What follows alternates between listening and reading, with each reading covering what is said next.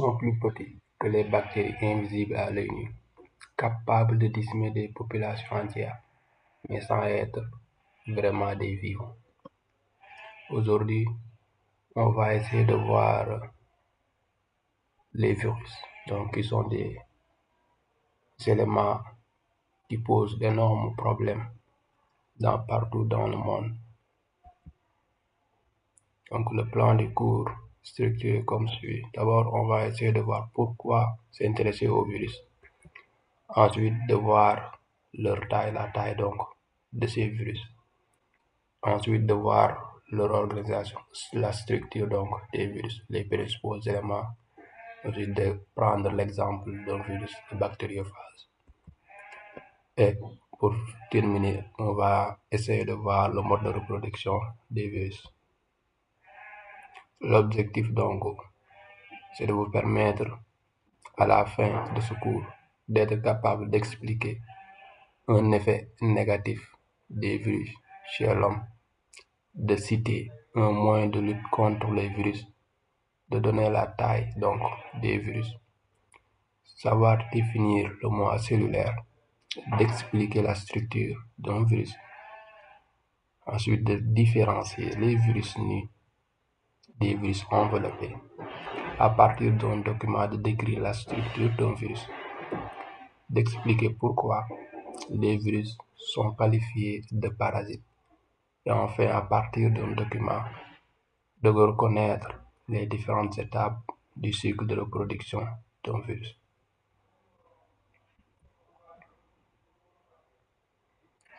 Pourquoi s'intéresser aux virus?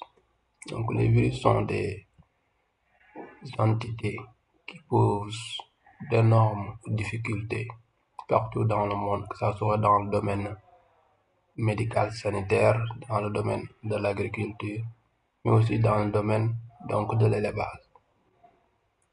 Pour la santé humaine, les virus causent des maladies chez l'homme.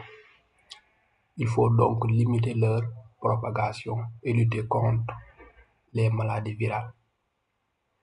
Donc, ceci passe par le développement de vaccins, mais aussi de médicaments antiviraux, donc qui vont essayer de les éliminer ou ralentir leur croissance. Pour l'agriculture et l'élevage, donc les virus infectent aussi les plantes cultivées et les animaux d'élevage. Il faut donc limiter leur action. Dans le domaine industriel, donc dans l'industrie, des bactéries utiles à l'industrie peuvent être infectées et détruites par des virus. Ils peuvent donc détruire ces bactéries qui sont utiles pour l'industrie. Donc, il faut éviter ces infections. Donc, pour la taille des virus, donc là, on a mis au niveau du schéma un virus et une bactérie. Donc là, on a pris le cas d'un bacille. Si vous voyez là, on a mis la taille donc de ce virus. C'est un virus enveloppé. On va y revenir.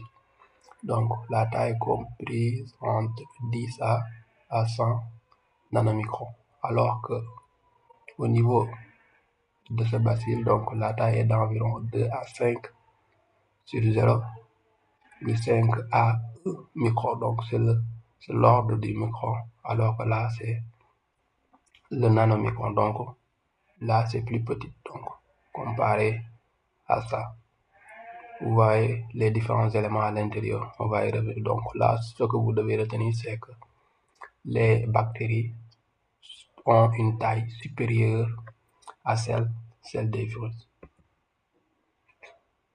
Les virus sont des micro-organismes très petits, donc en taille. En général, ils mesurent moins d'1 micromètre. Donc, comparé aux bactéries, sont très petites.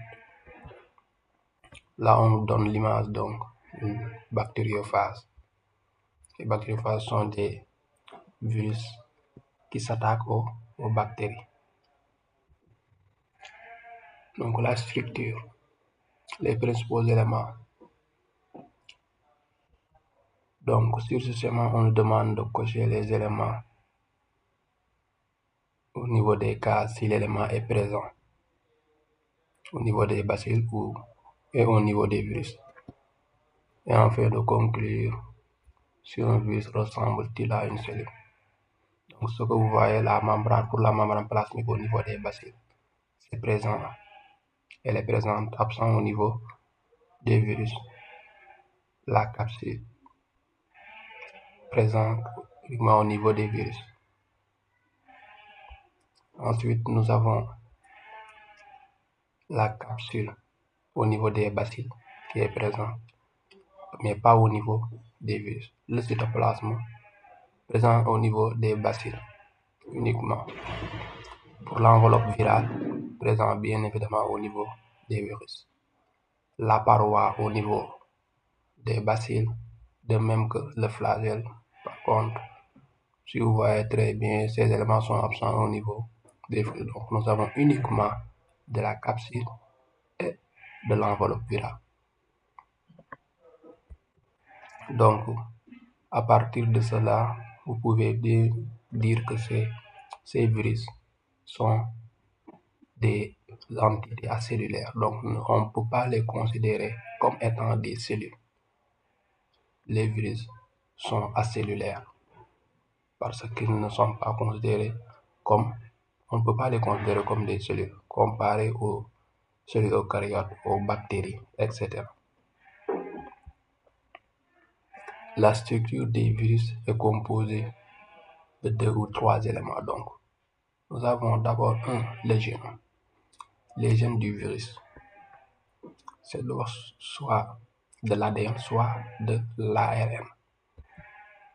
Ensuite, nous avons une coque rigide, la capside, de forme géométrique, polyèdre ou hélice. Donc, nous avons d'abord, on a dit génome, ensuite capside. Et le 3, c'est l'enveloppe. Certains virus possèdent en plus une enveloppe. L'enveloppe n'est pas toujours présente. Donc, les virus sont constitués de ces 2, plus ou moins 3 éléments. Si nous avons la présence du génome et du capside, donc éléments 1 et 2, on parle là de virus nus. Par contre, si nous avons en plus de ces 2 éléments l'enveloppe qui est présente, on parlera de virus enveloppé, comme vous pouvez le voir au niveau de ce schéma. Là, nous avons nos virus avec génome plus capside, donc dont l'ensemble constitue le nucléocapside. Là, nous avons affaire à un virus qui est nu. Par contre, si vous prenez ce schéma, donc nous avons la présence de nucléocapside, c'est-à-dire génome plus capside. En plus de ça, nous avons la présence d'une enveloppe, qui entoure ce complexe nucléocapside. Donc là, on parlera de virus enveloppé. Un exemple de virus, le bactériophage. Donc, vous voyez le bactériophage avec sa structure. Donc là, nous avons la tête. À l'intérieur, vous avez l'acide nucléique, donc son génome. Là, vous avez la queue. Et là, vous avez les fibres. Donc, on dit que la taille ici, c'est 2000 Armstrong. C'est ce que vous voyez là au niveau de cette image. Là, c'est plus clair. Donc, le bactériophage est un virus nu puisqu'il ne possède pas d'enveloppe. Sa capside a une forme de polyèdre, comme vous pouvez le voir au niveau de cette image. Là, vous voyez la forme. De plus, il possède des fibres qui lui permettent de se fixer sur des bactéries qu'il infecte. Maintenant, le mode de reproduction d'un virus. Là, comme vous pouvez le voir au niveau des schémas. Donc là, nous avons le virus, donc les parasites. Là où nous avons la cellule hôte qui est infectée. D'abord, le virus vient au niveau de la cellule, donc va s'attacher, comme vous pouvez le voir au niveau par ce flèche. Là, vous avez la légende pour comprendre tout ça. d'abord, il y a attachement. Ensuite, le virus va pénétrer à l'intérieur donc de la cellule. Après, va donc décapsulation, donc va libérer son génome à l'intérieur de la cellule. Ensuite, le génome, donc une fois à l'intérieur, le virus va utiliser la machinerie de la cellule donc pour répliquer son génome. Donc plusieurs copies seront disponibles. Après la réplication, synthèse de protéines virales, donc les différents éléments qui vont constituer le virus sont déjà synthétisés.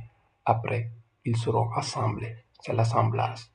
Une fois assemblés, donc là, vous voyez là, les virus donc se forment, plusieurs particules virales se sont formées.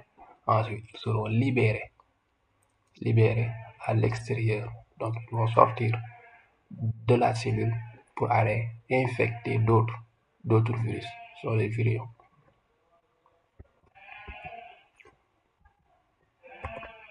Les virus ne peuvent pas se reproduire tout seuls. Ils sont obligés d'infecter des cellules. Ce sont donc des parasites. Donc, pour se reproduire, contrairement aux cellules eucaryotes, bactéries, etc., ces virus sont des parasites obligatoires. Sans cellules hôtes, ne peuvent pas se multiplier. Les principales étapes du cycle de reproduction d'un virus. Donc, d'abord, nous avons l'adhésion du virus sur la cellule, comme on vient de le dire au niveau du schéma. De la pénétration du génome viral dans la cellule. 3. Vous avez la multiplication du virus dans la cellule. 4. La libération des nouveaux virus qui s'accompagne parfois par la destruction de la cellule lisse. Donc, à l'issue de ce processus d'attaque du virus, donc le virus qui attaque à la cellule hôte, deux cas peuvent se présenter.